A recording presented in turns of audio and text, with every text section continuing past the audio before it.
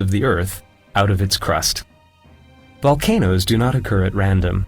They form long chains which are essentially the boundaries of tectonic plates. Volcanic activity has an important role in mountain formation.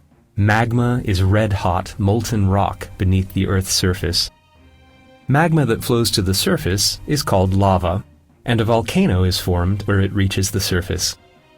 Volcanoes can be differentiated according to types of eruption, which are explosive, effusive, and mixed.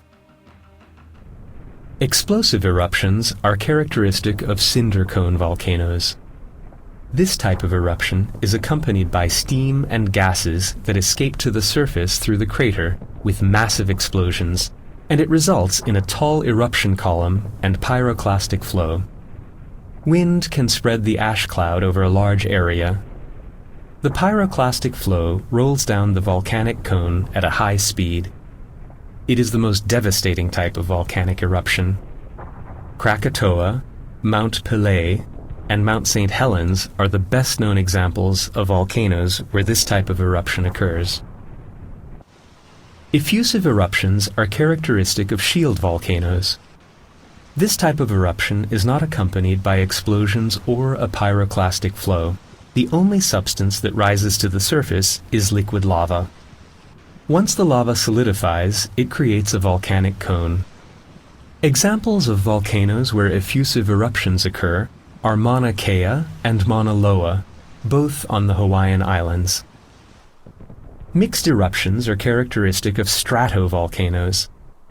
This type of eruption is accompanied by explosions and lava flows as well. The volcanic cone consists of alternating layers of tephra, or fragments, and solidified lava. The best-known examples of stratovolcanoes are Stromboli, Mount Etna, and Cotopaxi. After volcanic eruptions, post-volcanic activity can also be observed, which essentially consists of steam and gases made up of various chemicals emitted from vents called fumaroles. A solfatara is a type of fumarole. It is an opening in the Earth's crust that emits sulfurous gases. A mofetta is a discharge of carbon dioxide. A mofetta can be called dry if it contains carbon dioxide, or wet if it contains carbonated water. A geyser is a spring that periodically discharges hot water.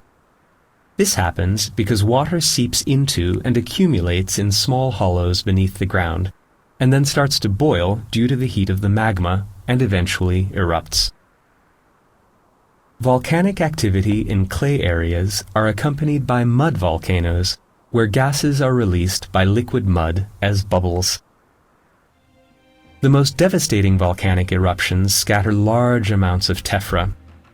During the 1883 eruption of Krakatoa, 18 cubic kilometers of tephra were dispersed, while during the 1815 eruption of Mount Tambora, which was one of the most powerful eruptions in history, a total of 80 cubic kilometers of these fragments were spread over a large area. Such powerful eruptions have global impacts on the Earth's atmosphere, climate, and wildlife as well.